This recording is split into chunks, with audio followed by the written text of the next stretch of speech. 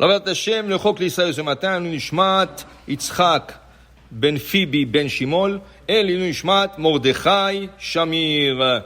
Gemara, Zevachim, 57a, Tanu Rabbanan, Minayin la Bechor Shenechal, Ishne Amim, Velayla Echad. La Gemara discute ce matin à propos du sacrifice qui s'appelle Bechor. Bechor veut dire la vache ou le mouton, la brebis, qui donne naissance, le premier bébé, il est Bechor. Il est sacré. Cet animal est sacré.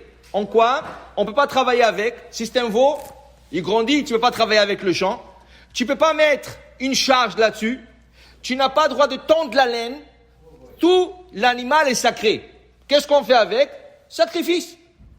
Tu le sacrifies. Alors à qui tu donnes ça? Ken? Tu donnes ça au Kohen. Le Bechor appartient au Kohen. Ba'adam ou Ba'behema lihu. Le Bechor de l'homme appartient au Kohen, le Bechor de l'animal appartient au Kohen. Alors tu payes 5 pièces d'argent, tu rachètes ton fils qui est Bechor, et pour le Bechor de l'animal, tu la laisses entre les mains du Kohen qui va l'égorger, il va la manger. Maintenant nous savons que chaque sacrifice, il y a un temps de consommation. Il y a la Torah, chaque sacrifice, elle te donne combien le temps tu as pour manger. Alors Korban Toda, tu as fait un voyage.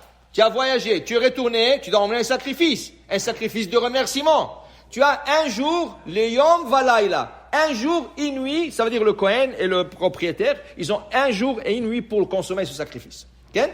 Tu as emmené Khatat, un jour, une nuit. Tu as emmené Shlamim.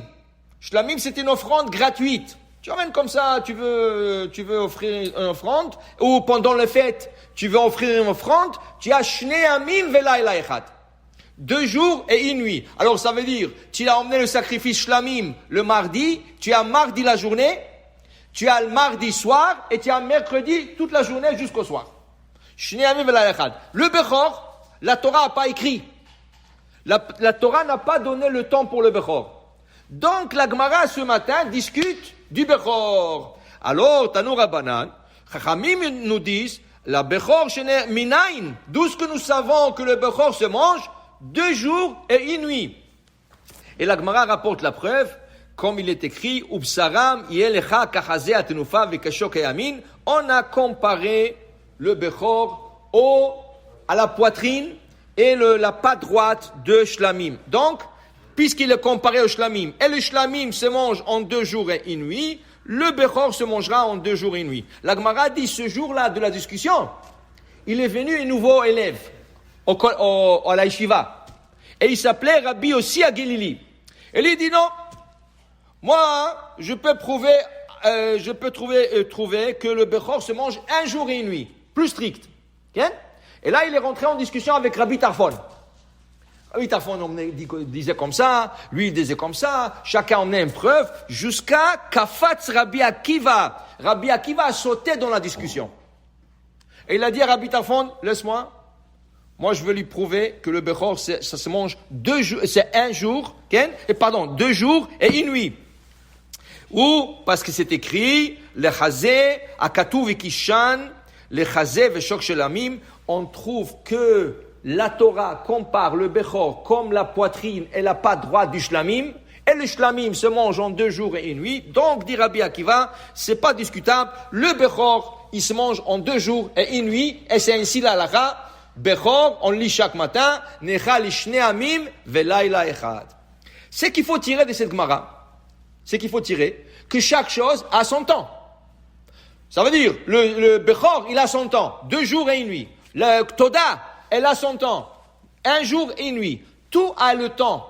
Ça veut dire qu'il faut respecter le temps. Mais comme nous savons, notre prière remplace les sacrifices. Nous avons pas Toda, pas de Shlamim, pas de Bechor. On n'a pas tout ça. Donc, nos prières, unshalema parim sefatenu. On doit respecter le temps. Et chaque chose, elle a son temps. Alors, on commence le matin. Le matin commence avec l'aube. Amoud HaShachar. Amoud HaShachar, tu commences à faire Shachrit. Mais une seconde. Tu peux pas encore poser le tfilim. Ça prend 12 minutes après Amoud HaShachar. 12 minutes après l'aube qu'on peut commencer à mettre le tfilim. Tu veux, après 12 minutes, mettre tes films, c'est bon. Tu peux pas faire encore la Hamida. La Hamida, le meilleur temps, c'est Netzachama, qui est 72 minutes après le Amuda Shachar. C'est vrai, si tu es pressé ou tu es mal pris, tout ça, tu peux prier avant. Mais si tu demandes, c'est quoi le temps juste pour faire la Hamida?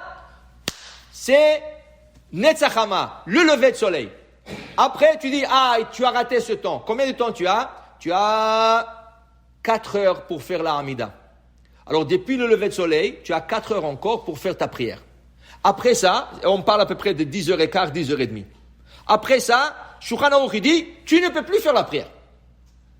Tu ne peux plus faire la prière. Maintenant, dans des cas exceptionnels, le gars ne se sentit pas bien, il pouvait pas, sa femme a accouché, alors il était avec elle à l'hôpital, il vient de sortir de l'hôpital, et il a raté le 10h30, il est déjà 11h, 11h30, jusqu'à midi, tu peux faire shachrit exceptionnellement.